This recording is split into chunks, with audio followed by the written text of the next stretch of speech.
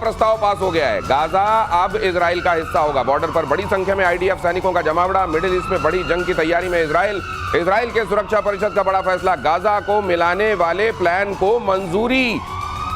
Gaza अब Israel का हिस्सा होगा सर। गाजा इजराइल का हिस्सा अब बन के रहेगा क्योंकि मंजूरी मिल गई है। तो ये पहले सिर्फ नेतन्याहू का ये नहीं तो ये क्या बाकी लोग हैंड्स डाउन जनरल सिन्हा इसको देखेंगे, या आपको लगता है कि ये मतलब इसमें कि फैसला लेने का केवल जो हक है वो इजराइल का था, उसने कर लिया, या इससे प्रॉब्लम बढ़ेगी? पूरे अरब देश इसके साथ में, ये आपको समझाने के, क्योंकि वो क्या कह रहे हैं, जैसे ये होगा 25% ही बाकी है ना, 25% में जैसे पाकिस्तान के लोग फोन करके भाईजान कम से कम उम्मा का ख्याल रखो। उम्मा वो क्या कह रहे हैं, वो कहते हैं कि जो जो हमास है उसका सफाया हम करेंगे, ठीक है, दे आर रेडी मोर और लेस। आईडीएफ चीफ इसको अपोज कर रहे थे, मगर अब तो उनको करना पड़ेगा कि नेशनल सिक्योरिटी काउंसिल का उनका अप्रूवल आ चुका है। देखिए क्या होने वाला है, जैसे वो क्या कह रहे हैं नेतन्याहू, जैसे ये होगा जितने अरब देश के मल्टीनेशनल फोर्सेज आकर के वहां पर ही करेंगे, इसराइलीज नहीं रहेंगे, उनका ऑक्यूपेशन रहेगा। तो वो कहते हैं कि ठीक है 20 लाख लोग हैं, 20 लाख को यदि आपको चाहिए तो, और धीरे धीरे देखिएगा ये इंडोनेशिया लेना चाहता है, जितने भी वहाँ के लोग हैं। ये सर ये जो गाजा पट्टी दुनिया भर में इतने दिनों से चर्चा में बनी हुई है, ये जो आपने बताया कि इसका अगर आप इलाका देखें तो बहुत कम है, और इसीलिए अगर चाहा जाता तो इसको डिफरेंटली भी शायद आईडीएफ इससे निपट सकता था, हालांकि उनका अपना तरीका था। लेकिन क्या अब ये गाजा पट्टी जिस इतिहास के लिए जानी गई है, अब इतिहास हमेशा के लिए बदलने वाला है, या अभी इसमें वक्त लगेगा? देखिए 1967 में भी गाजा पट्टी में इजरायली शासन था, वो निकले। अब उसके बाद टोटल आबादी सिर्फ 20 लाख है जी।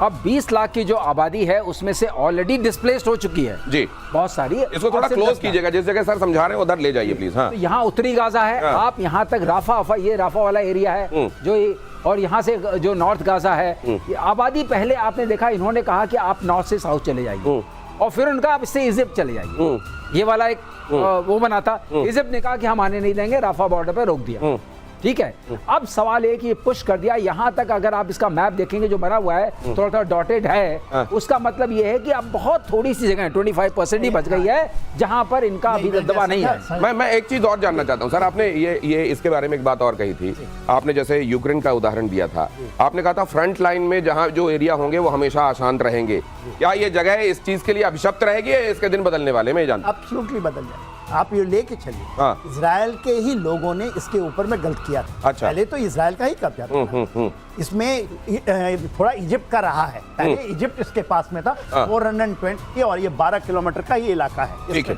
कैलिफोर्निया कॉरिडोर है, और यहाँ पर निट्रिजान कॉरिडोर इन्होंने बनाया हुआ है। अच्छा। इसके ये इलाका, यहाँ पर केवल 2 इलाका है, उत्तरी यहाँ पर 2 जगह है।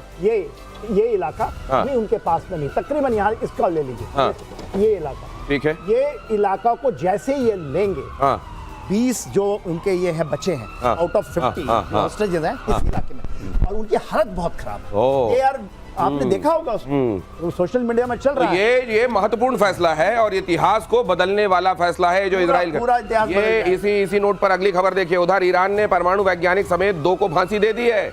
देश से गद्दारी के आरोप में इन दोनों को फांसी दी गई है। फ्लैश कीजिए, इजराइल तक पहुंचाई थी साथियों की जानकारी। अब सवाल यह है कि जरा पाकिस्तान को भी तो देख लीजिए, खamenei साहब क्या कर रहा है, वो मोसाद को हथियार दे रहा है, आप इनको फांसी दे रहे हैं। ये ठीक है, आपके यहाँ के ऐसे लोग हैं जिनको आप आसानी से, जिनके गिरेबान तक आपके हाथ पहुंच सकते हैं, आप इनको फांसी दे सकते हैं। हो सकता है आपके ऊपर ये प्रेशर हो कि आपको जल्दी से कुछ लोगों के साथ ऐसा करना है, वरना आपकी पब्लिक आपसे पूछेगी कि आप क्या एक्शन ले रहे हैं। हो सकता है इसमें कई बार आइडेंटिफिकेशन की भी प्रॉब्लम हो, लेकिन जरा पाकिस्तान को भी तो पहचान लीजिए। खamenei साहब, मैं गलत कह रहा हूँ क्या सर? वो सही कह रहे हैं दिनेश। ये किसको फांसी दी है, क्या कोई प्रक्रिया हुई उसके पीछे, कोई एस्टैब्लिशमेंट हुआ, कोई there was some jury, there was some evidence, there was some witnesses, ऐसा कुछ नहीं हुआ। 2 आदमी पकड़े गए, उनके ऊपर शक हुआ, उनको आपने फांसी दे दी। ये जो ईरान की ऑप्टिक्स है, ये सिर्फ ऑप्टिक्स है, ये दिखाने के लिए कि बाकी लोग डर जाएं, और जो नए इन्होंने लोग शामिल किए हैं वो मजबूत हो जाएं। ये सिर्फ सत्ता को दोबारा दिखाने की कोशिश हो रही है। लेकिन जिस तरह की अंदर घुसपैठ हो चुकी है मुसाइद की, जो हमने देखा, जो पूरा 12 डेज का जो वॉर हुआ, अब खamenei साहब के सामने बहुत बड़ा किसी ने मेरे से ये कहा था, जनरल सिन्हा आप ये शायद बता पाएंगे, कि ये जिनको फांसी दे रहे हैं, हो सकता है वहाँ जो फांसी की रस्सी खींच रहा हो वो मोसाद का ही आदमी हो, और ये गलत आदमी को वहां पकड़ के लटका रहे हो। क्या ये बात हो सकती है सर? देखिए होने के लिए तो हो सकती है जरूर। क्योंकि मोसाद का जिस तरीके से मोसाद जैसे ऑपरेट करता है, अब ये बताइए पाकिस्तान के जरिए वो हथियार जा रहा है वहां, वो तो मुझे नहीं लगता है मोसाद को पाकिस्तान की जरूरत पड़ेगी। हो सकता है उस रास्ते से क्या पता सर, पाकिस्तान अपने एयर स्पेस का इस्तेमाल जा रहा है, पाकिस्तान वाले शामिल हैं। ये जो बार-बार मोदी वहाँ चूरन खा रहे हैं ट्रम्प का भी चूरन ही है, वो जो चूरन खा रहे हैं क्यों खा रहे हैं? किसी भी आप जनरल को जो वहाँ का हेड ऑफ स्टेट नहीं है उसको आप 2 बार बुला चुके हैं पिछले 2 महीने। ये कौन सी राजनीति है, कौन सी राजनीति है? और अपने आप को आप बिगेस्ट एंड ओल्डेस्ट डेमोक्रेसी। तो सर ये इन्होंने पहलगाम से पहले जो लोगों के सामने कहा था, we are 2 different entities, we can never be together, ये जो हिंदुस्तान के खिलाफ नफरत फैलाने वाला उन्होंने भाषण दिया था, क्या ये जब ट्रम्प के सामने जाते होंगे तो वैसे ही असीम मुनीर रहते होंगे क्या ये? अरे हाँ, असीम मुनीर वो जो आता था ना, हम लोग पहले कहते थे पैर पकड़, जहां से माल मिलना पैर पकड़, वो पैर पकड़ के लिए आते हैं, वहां ऐसा वैसा कुछ नहीं है। लेकिन उसके लिए उसको भी एक आदमी ऐसा चाहिए जो पैर पकड़ने को तैयार हो। यहाँ एक आदमी ऐसा बैठा है, आपको जब इतना बड़ा, आप you sitting on a seat of power. लेकिन लोग यही जो कह रहे हैं जनरल सिन्हा, ये जब जाते हैं मुनीर ट्रम्प के पास तो खाते नहीं है, बांध के भी ले आते हैं। जो अंदर की एक्चुअल बात है, असीम मुनीर उनके डीप स्टेट का हिस्सा है। ये प्लान्ड है। ये जौल हक के जमाने में इनका, ये रेगुलर आर्मी से नहीं आए हैं चीफ, ये आए हैं, is not a regular officer. आपको इनको पैरा ड्रॉप किया गया था जब जौल हक, जब एयर क्रैश जब हुआ था उस समय के हैं। और वे ही हैज और क्या है, ये जो स्कूल से ही आते हैं, उसी से हेडली आता है, उसी से हमारे यहाँ जो भेजा गया है ताबुर राना, उसके क्लासमेट्स हैं। तो ये समझ लीजिए कि किस तरह की लोगों के हिस्सा है ये किस तरह के बर्ड्स ऑफ सेम फेदर हैं जो फ्लॉक टुगेदर करते हैं। और ये जब वहां बुलाए गए हैं तो इनको क्या सुपारी दी जा रही है ट्रम्प की तरफ से, ये कम से कम वो लोग बहुत अच्छे से देख रहे हैं जो मुस्लिम ब्रदरहुड की बात करते हैं और कहते हैं पाकिस्तान तो धर्म के आधार पर बना हुआ देश है, जो धर्म के आधार पर दुनिया में बेहतरी फैलाने पर लगा हुआ। और ईरान में नई सिक्योरिटी काउंसिल का गठन हुआ है।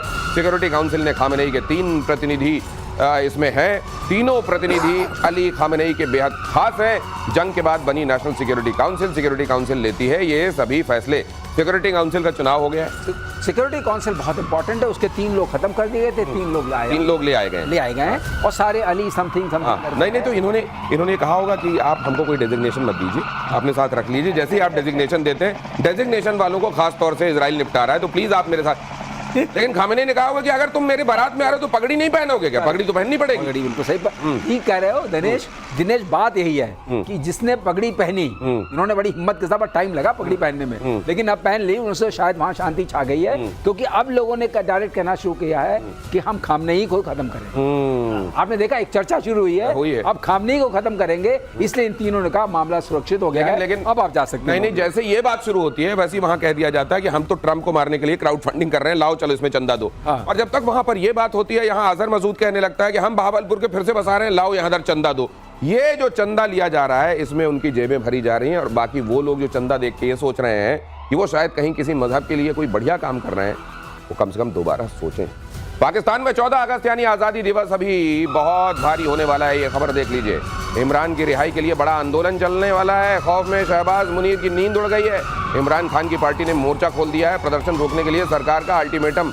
अब इमरान खान के भी जो समर्थक हैं उन्होंने तय कर लिया है कि अब इस बार 14 अगस्त को भूलने नहीं दिया जाएगा। आज़ादी